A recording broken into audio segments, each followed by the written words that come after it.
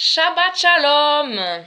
On continue la lecture dans Actes, chapitre 14, verset 8 jusqu'au verset 28.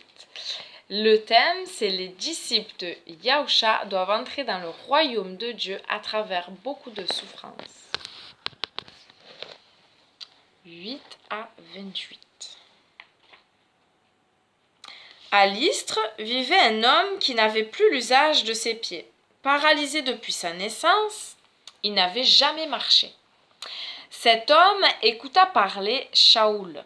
Fixant les yeux sur lui, Shaoul vit qu'il avait la foi pour être guéri. Il dit alors d'une voix forte : « Lève-toi droit sur tes pieds !» L'homme sauta sur ses pieds et se mit à marcher. Quand les foules virent ce que Shaoul avait fait, ils commencèrent à crier dans la langue de l'Ikaoni. « Les dieux sous forme humaine sont descendus parmi nous !»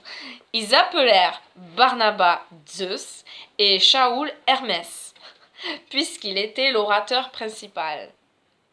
Le prêtre de Zeus, dont le temple était juste en dehors de la ville, apporta des taureaux et des couronnes aux portes de la ville car il avait l'intention, ainsi que la foule, d'offrir un sacrifice aux deux émissaires. Quand les émissaires Barnabas et Shaoul l'apprirent, ils déchirèrent leurs vêtements et se précipitèrent dans la foule en s'écriant : « Hommes, pourquoi faites-vous cela ? Nous ne sommes que des hommes comme vous ! Nous vous annonçons la bonne nouvelle.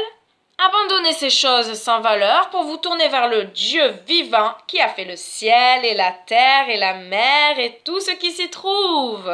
Amen. Dans les temps anciens, il a permis à tous les peuples de marcher selon leur propre voie. Il n'a pas manqué pourtant de rendre témoignage de sa propre nature, car il n'a jamais cessé de dispenser ses biens, vous donnant les pluies du ciel et des récoltes en leur saison, vous prodiguant la nourriture et remplissant vos cœurs de bonheur. Même en parlant ainsi, ils eurent du mal à empêcher la foule de leur offrir un sacrifice. Des Juifs non croyants au Messie vinrent ensuite d'Antioche et d'Iconium. Ils gagnèrent les foules et lapidèrent Shaoul, puis ils le traînèrent hors de la ville, pensant qu'il était mort. Mais comme les Talmidim s'assemblaient autour de lui, il se releva et retourna dans la ville. Le lendemain, il partit pour Derbe en compagnie de Barnabas. Après avoir proclamé la bonne nouvelle dans cette ville et ayant fait de nombreux nouveaux Talmidim, disciples, ils retournèrent à Lystre ainsi qu'à Iconium et à Antioche. Ils fortifiaient les Talmidim en les encourageant à demeurer fidèles à la foi, leur rappelant que c'est au travers de beaucoup d'épreuves qu'il nous faut entrer dans le royaume de Dieu. Après avoir désigné des anciens dans chaque assemblée, Shaoul et Barnabas, dans la prière et dans le jeûne, les recommandèrent au Seigneur en qui ils avaient mis leur confiance. Traversant la Pisidie, ils arrivèrent en Pamphylie. Après avoir donné le message à Perge, ils descendirent à Athalie et de là, ils prirent le bateau pour Antioche, la ville où ils avaient été recommandés à la grâce de Dieu pour l'œuvre qu'ils avaient maintenant accomplie. Antioche. Lorsqu'ils arrivèrent, ils réunirent la communauté messianique et racontèrent tout ce que Dieu avait fait par eux et comment il avait ouvert la porte de la foi aux païens. Ils demeurèrent là quelque temps avec les Talmidim. Fin du chapitre 14 et de la lecture du jour aussi. La question de méditation, c'est: suis-je prêt, suis-je prête à supporter des souffrances sur le chemin qui me conduit au ciel? C'est un peu comme hier, la question, je crois, ou avant-hier. Ouais, est-ce que je suis prêt? Oui, je suis prêt.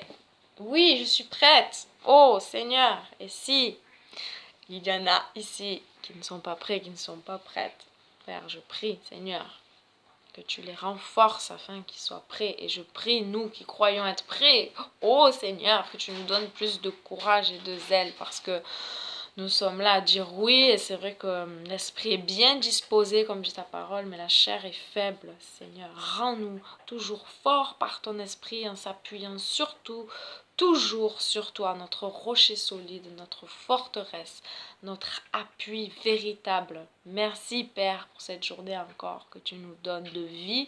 Tu nous as donné, renouvelé le souffle de vie, nous t'en remercions. Merci Seigneur pour cette journée de repos, de Shabbat. Merci Seigneur de parler au cœur de chacun, de nous enseigner quelque chose de nouveau pour te servir, pour t'adorer, pour témoigner de toi. Parce que nous sommes tous des témoins, nous avons tous reçu un grand trésor. C'est toi la bonne nouvelle, mort et ressuscité pour nos péchés. Alléluia. Nous savons que nous sommes justifiés par toi seulement par cette œuvre grande de la croix. Nous avons notre nom inscrit dans le livre de vie, non par nos mérites, mais par ta seule grâce, par ta puissance, Seigneur, par cet amour qui est grand, qui est au-dessus de tout. C'est toi, l'amour parfait, mon Dieu, mon roi, mon Père. Béni sois-tu et que ton règne vienne. Oui, délivre-nous du mal et voilà, et que tout se passe bien pour tous ceux qui se rassemblent et sont dans la rue pour dire non à toute l'injustice qui se passe. Amen. Amen. Bonne journée.